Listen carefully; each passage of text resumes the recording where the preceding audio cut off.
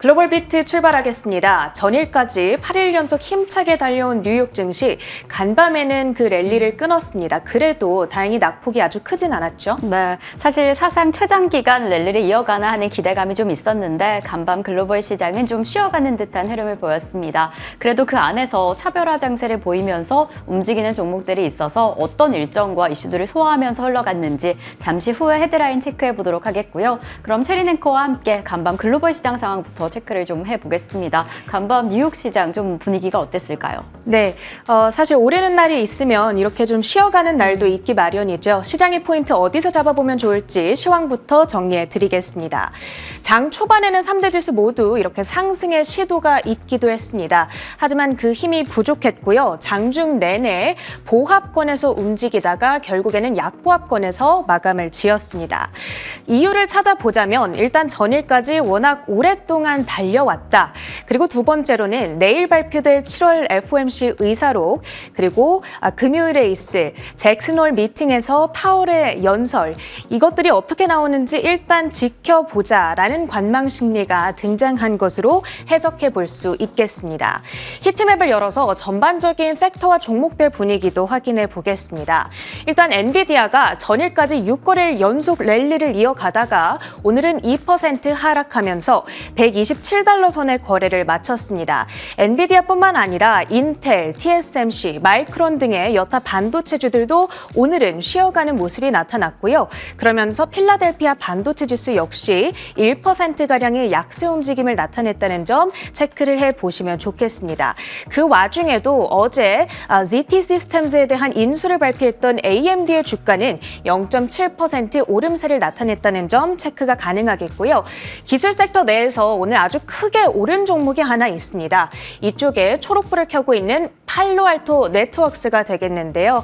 사이버 보안 대장주죠. 전일 실적 결과를 이 시간에 전해드렸었는데 실적 결과 이후에 주가 흐름이 아주 좋았습니다. 7% 급등 마감에 성공을 했고요. 4분기 실적 결과, 다음 분기 가이던스 모두 양호했습니다. 거기다가 5억 달러의 이 추가 자사주 매입 발표까지 한 영향을 받아갔습니다. 오늘 7.2% 급등하면서 정확히 1년 만에 최대 주가 상승률을 나타냈더라고요. 이제 368달러 선까지 회복에 나서고 있습니다.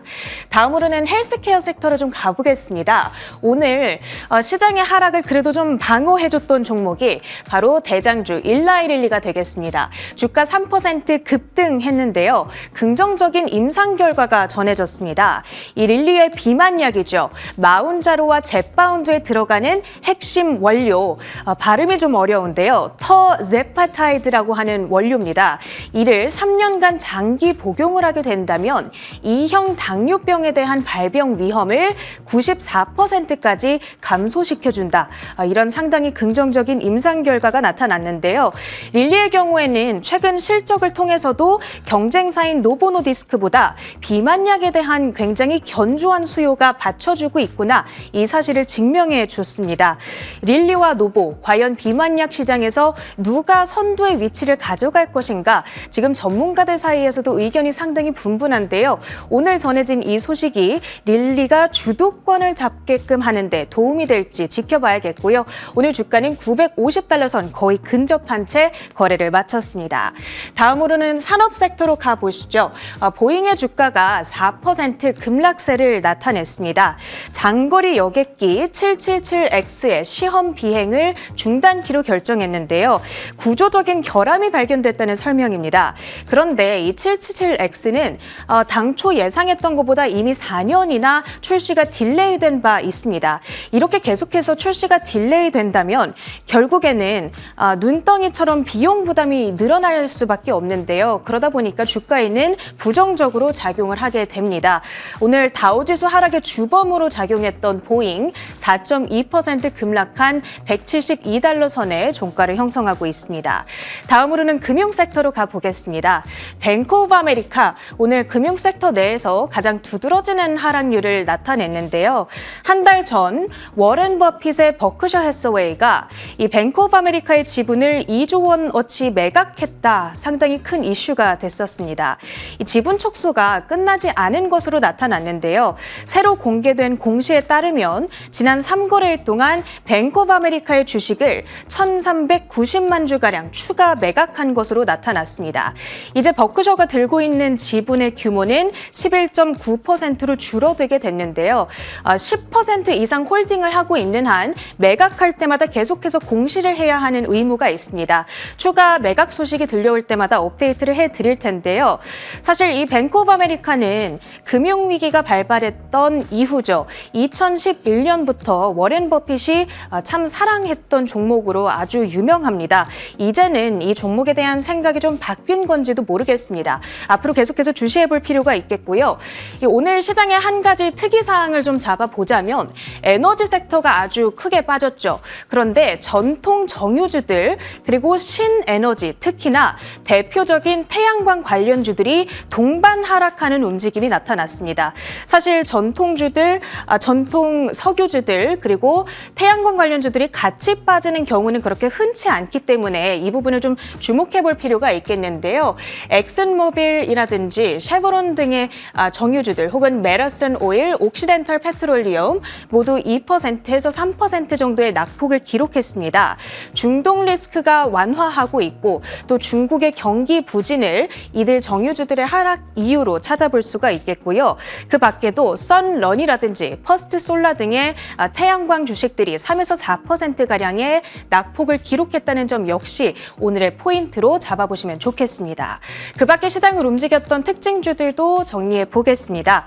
첫 번째로는 주택 인테리어 혹은 리모델링 용품들을 취급하는 로우스인데요.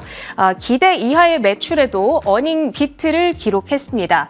주가 발목을 잡은 건 연간 가이던스였는데요. 기존에 제시했던 최대 850억 달러가 아니라 이제는 최대 832억 달러의 연간 매출을 내다보고 있습니다. 낮춰 잡은 것이 되겠고요. 왜 그런가 그 이유를 들여다보니까 DIY, do it yourself라고 그러죠. 스스로 만들고 꾸미고 하는 이 인테리어 용품들에 대한 수요가 예전만치 않다. 사측에서 이렇게 설명을 했습니다. 매크로 경기가 약화하고 있다는 점 역시도 이유로 지목을 했습니다. 로우스의 주가는 오늘 1.2% 하락 마감을 했고요. 다음으로는 중국의 전기차 업체 샤오펑입니다. 2분기 인도 대수가 전년 동기 대비 30%나 급증을 했습니다. 하지만 앞으로는 조금 상황이 어려워질 것으로 예상을 하고 있는 것 같습니다. 매출 가이던스를 우리가 예상했던 것보다 더 낮은 91억에서 98억 중국 위안화로 제시를 했습니다. 여기에 대한 실망감을 강하게 받아가면서 주가는 6% 가까운 급락세 6.77달러 선에 오늘 종가를 형성했고요. 그 다음으로는 하와이안 홀딩스 항공주에 해당합니다. 원래는 시작은 하와이의 4개의 섬을 연결하는 지역 항공사로 시작을 했던 회사인데요. 이제는 국내선, 국제선까지 영역을 확대하고 있는 미국의 11순위 항공사에 해당합니다. 그런데 알래스카 항공의 이 하와이안 홀딩스가 인수될 것으로 보입니다. 미국 법무부가 두 양사의 합병을 승인했다는 소식이 전해졌고요. 그러면서 하와이안 항공의 주가는 오늘 11%의 급등세를 시현했습니다. 마지막으로는 페브리넷도 볼 텐데요. 오늘 미국 증시 전체를 통틀어서 가장 많이 뛴 종목이기 때문에 가지고 왔습니다. 첨단 광학 그리고 전기기계 부품을 제조하는 기업인데요. 4분기 실적이 예상치를 웃돌았습니다. 그러면서 주가가 약 16%가량의 급등세를 기록했습니다. 이렇게 간밤 미국 증시에서 주목되는 움직임을 보였던 특징주들 정리해드렸고요. 계속해서 주요 외신 헤드라인 이어갑니다. 네, 첫 번째 헤드라인 전기차 관련된 소식 전해드리겠습니다. 이 바이든 행정부에서 전기차 보조금 지원 대상으로 선정했던 스텔란티스가 기존 계획을 연기하겠다라고 밝혔습니다. 아무래도 최근에 전기차 시장이 좀 둔화되고 있다라는 흐름이 반영되는 듯한 모습인데요. 어떤 내용인지 잠시 후에 확인을 또 해보겠고요. 그리고 이뿐만 아니라 유럽연합에서 중국산 전기차 관련된 이 보조금 그리고 이 세금을 좀 변경했다라는 내용이 전해졌습니다. 어떤 내용일지 함께 살펴보도록 하겠습니다.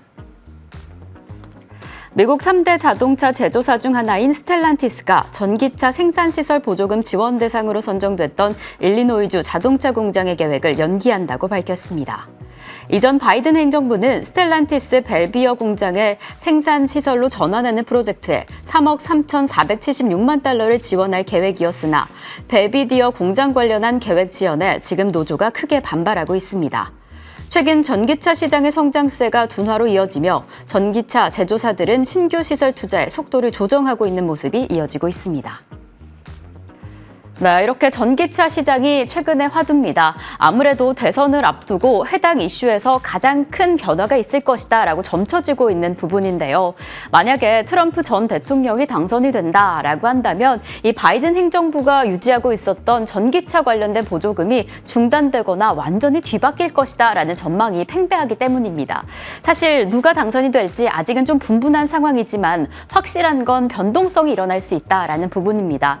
그렇기 때문에 이 글로벌 자동차 기업들이 신규 투자 설비를 좀 늦추고 있습니다. 그래서 11월까지 어느 정도의 기조를 확인한 이후에 움직일 것이다라고 확인이 되고 있는데요. 그래서인지 하반기 안 그래도 경기 침체, 특히나 이 전기차 수요 침체 때문에 어려운 상황인데 이렇게 신규 투자 설비가 계속해서 늦춰지고 있는 상황 속에서 조금 더 어려움을 겪고 있는 것으로 보여집니다. 이렇게 자동차 업체 전반적으로 특히나 전기차 수요 둔화의 시작으로 최근에 좀 어려움을 겪고 있다라는 이야기를 전해드렸는데 그래서 어제 이 글로벌 GM에서 전해진 구조조정 소식처럼 이 비용을 줄이기 위해서 계속해서 노력하는 듯한 모습이 보여집니다. 이렇게 구조조정뿐만 아니라 비용을 줄이기 위해서 전기차 신규 설비 투자를 줄이고 있다라는 소식이 계속해서 전해지고 있는데요. 우선 포드사에서는 원래 기존에 캐나다 온타리오주의 공장 전기차 생산 기지를 전환하겠다라는 계획을 가지고 있었습니다. 하지만 이 계획을 좀 철폐하고 좀 미뤄두고 트럭 생산 기지로 변경할 계획이다라는 새로운 계획을 공개했고요. 제너럴 모터스에서도 어제 단행이 된 구조조정 이외에도 2025년까지 원래 전기차 100만 대가량을 생산할 것이다라는 계획을 가지고 있었는데 해당 계획을 미루겠다, 사실상 철폐할 것이다라고 덧붙인 상황입니다.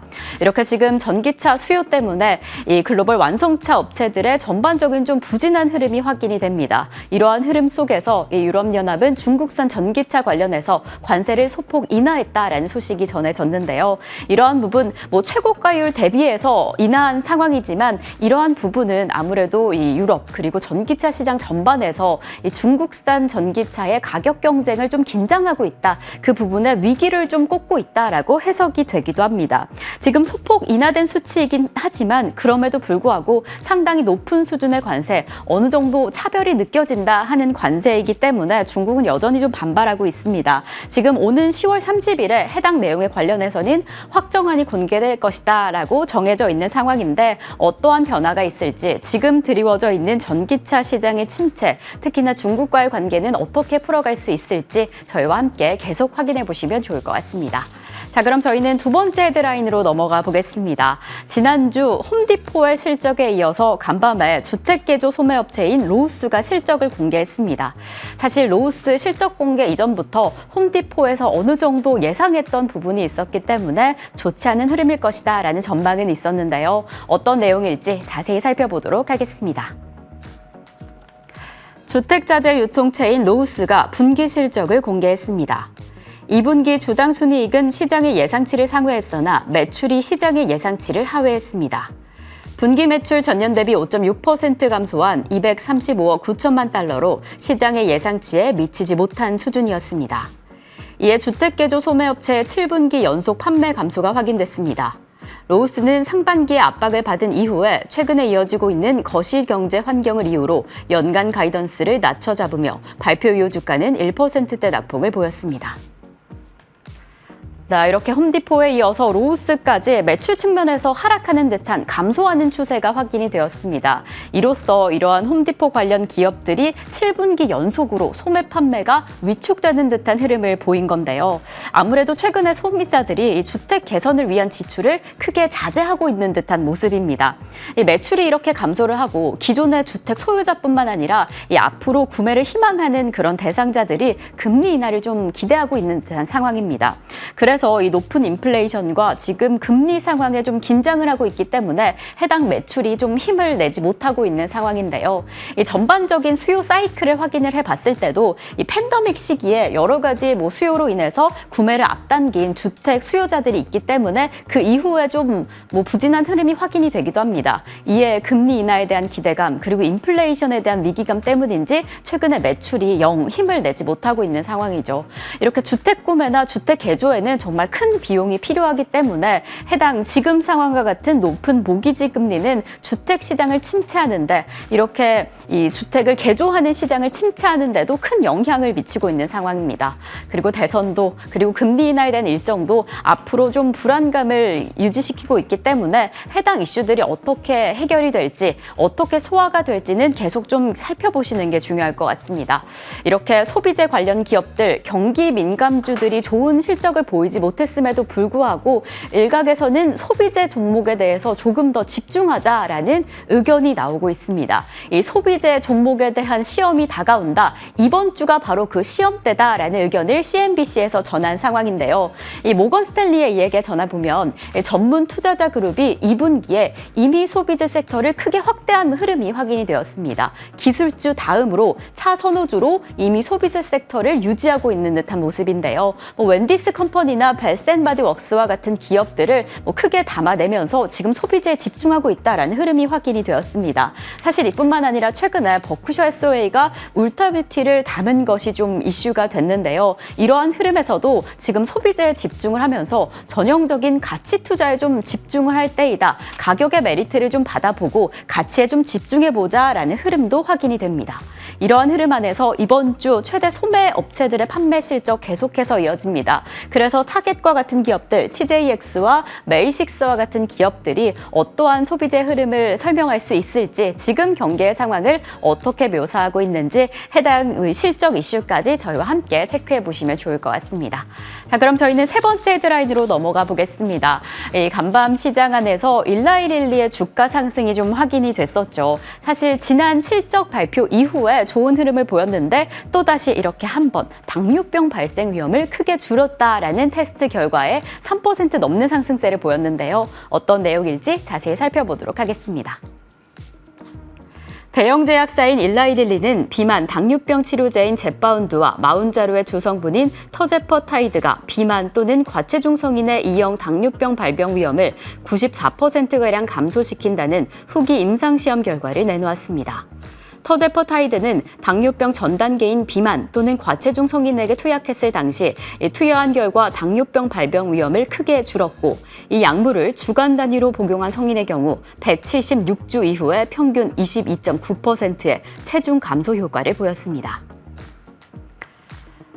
네, 이렇게 비만, 체중 감소 효과가 확인이 되어서 최근에 좀 크게 기대가 되었는데 당뇨병 측면에서도 94% 이 감소 위험을 보였습니다. 이렇게 체중 감소 효과에 다시 한번 GLP-1이라는 해당 임상 결과가 장기적으로 복용할 경우 건강에도 도움이 된다라는 이슈로 해석이 되면서 상당히 또 부각이 되고 있습니다. 이에 따라서 일라이릴리 주가의 상승세를 보였는데 이 시점에서 아무래도 일라이릴리와 노보노디스크의 그 분위기를 좀 비교해보지 않을 수가 없습니다. 이 노보노디스크는 지난 실적 예상치를 좀 하회하면서 그 이후에 8-9%대 주가 낙폭을 보였는데요. 이에 비해서 최근 일라이릴리의 흐름은 좋죠. 실적 측면에서도 시장이 예상치를 상회했고 최근 이렇게 좋은 임상 결과까지 내놓으면서 앞으로 조금 더 기대가 된다라는 이야기가 계속해서 나오고 있습니다. 그래서 지금 이 시점에서 비만 치료제에 어떤 기업이 선두를 차지하게 될 것인가 그 부분에서는요. 어떤 기업이 더 강력한 성장 잠재력을 가지고 있는지 그 키포인트는 공급과 신제품에 있다라고 꼽고 있습니다. 최근에 수요는 계속해서 늘어나고 있는데 공급이 턱없이 부족한 상황 속에서 어떤 기업이 공급 해소를 해결할 수 있는지 그리고 어떤 기업이 더 효과적인 신제품을 만들어낼 수 있는지 그 부분을 주목해 보시면 좋을 것 같고 이에 지금 일라이릴리가 올해 말까지 카그리세바라는 비만 치료제 관련해서 3상 데이터를 결과를 발표하겠다라고 밝힌 상황입니다. 또 해당 이 치료법이 또 이 비만 치료제 시장의 키체인저가 될 수 있을지 주목해 보시면 좋을 것 같습니다. 이렇게 일라이릴리가 계속해서 주목을 받고 있는 상황 속에서 웰스파고는 일라이릴리를 최선호주로 꼽으면서 지금 비중 확대 전략을 유지했습니다. 그리고 목표 주가 $1,000를 제시한 상황인데요. 지금 일라이릴리 이러한 흐름이라면 그리고 앞으로 나오게 될 주요 약물의 결과라면 계속해서 기대해도 되지 않을까. 향후 2년까지는 해당 기대책이 주가 상승으로 이어질 수 있다라는 아주 긍정적인 전망도 내놓은 상황이어서 저희와 함께 일라이릴리의 흐름 살펴보시면 좋을 것 같고요. 그럼 저희는 상품 가격 체크를 해보겠습니다. 이 간밤 시장에서는 금값과 국제유가가 좀 다른 흐름으로 움직였습니다. 금값은 연일 사상 최고치를 경신하면서 간밤 시장에서도 상승하는 흐름을 보였고요. 이 국제유가 같은 경우에는 중동 전쟁이 좀 완화가 될 것이다라는 흐름 그리고 수요에 대한 전망 때문에 하락하는 듯한 흐름을 보였습니다. 자, 이상으로 글로벌 비트 전해드렸습니다.